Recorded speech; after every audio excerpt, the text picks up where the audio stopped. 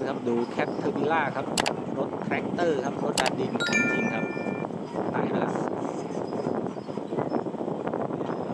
ตัวใหญ่เลยครับผมชอบจริงๆครับดูตีนตะขาบที่เป็นแบบสามเหลี่ยมครับตุ๊กแกด้วยครับตัวนี้ยังไม่ทราบรุ่นครับว่าเป็นรุ่นไหนเดี๋ยวให้ดูแบบภาพรวมก่อนผมจะซูมไปให้ดูใกล้ๆครับไต่ไปเรื่อยๆครับไปเรื่อยๆ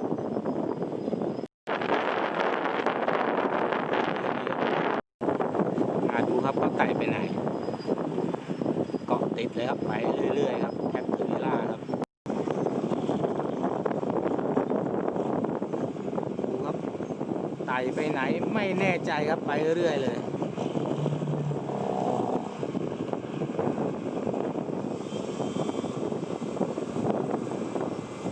ชอบจริงๆครับตีนตะขาบครับดูเป็นรูปแบบสามเหลี่ยมเลย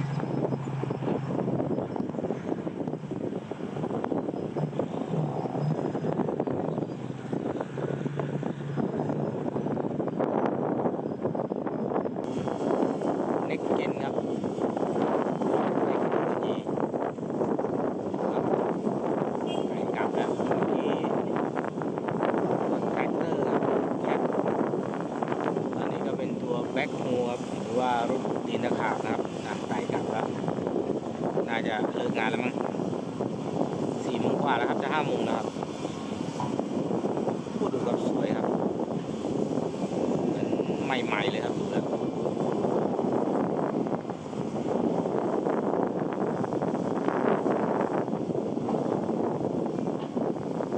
เน็กเจนครับนี่เจเนอเรชั่นใหม่ครับตัวใหม่รุ่นใหม่ล่าสุดครับ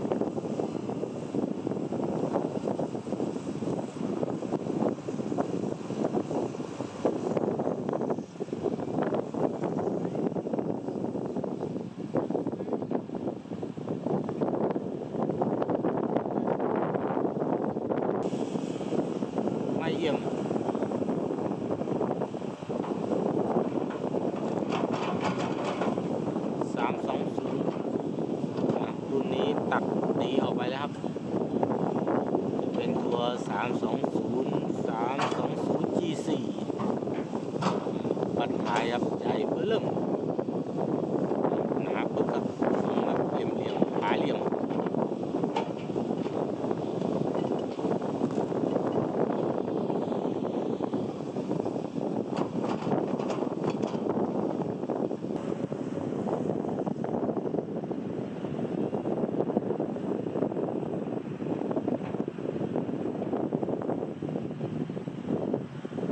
ผมว่าน่าจะ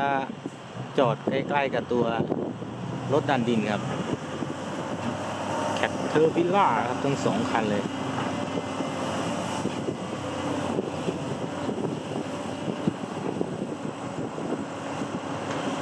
ดูว่าเขาจะจอดกับตัวแท็กเตอร์หรือเปล่า